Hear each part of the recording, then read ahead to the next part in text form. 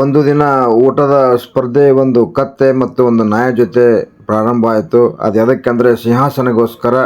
ಅದು ಸಿಂಹಾಸನ ಸಲುವಾಗಿ ಒಂದು ಕತ್ತೆ ಒಂದು ನಾಯಿ ಓಡಲು ಪ್ರಾರಂಭಿಸಿದವು.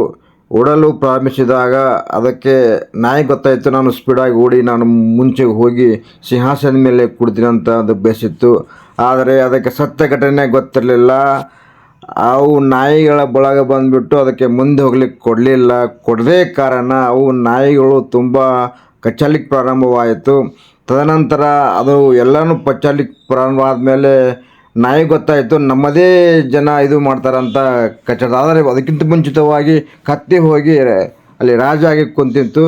ಅದಾದಮೇಲೆ ನೀವು ಈ ಕಥೆಯಿಂದ ಎಲ್ಲರೂ ಅರ್ಥ ಮಾಡ್ಕೋಬೇಕು, ಒಂದು ಏನಾದರೂ ನಾವು ಮುಂದೆ ಹೋಗ್ಲಿಕ್ಕೆ ಸಾಧ್ಯವಾಗಲಿಲ್ಲ ಅಂತಂದರೆ ನಮ್ಮದೇ ಜನ ನಮಗೆ ಹಿಂದೆ ತಳಿತಾರೆ ಅಂತ ಚೆನ್ನಾಗಿ ಅರ್ಥ ಮಾಡ್ಕೋಬೇಕು. ಈ ವಿಷಯದಲ್ಲಿ ಏನಂದರೆ, ನಾವು ನಮ್ಮ ಎಲ್ಲ ವಿಷಯಗಳು ಗೊತ್ತಿದ್ದರೂ ಕೂಡ ನಮ್ಮದೇ ಸಂಸ್ಕಾರ, ನಮ್ಮದೇ ಒಂದು ಜಾತಿ ಮುಂದೆ ಹೋಗ್ಲಿಕ್ಕೆ ಕೊಡಲ್ಲ ಅಂತ ಅರ್ಥ ಮಾಡ್ಕೋಬೇಕು.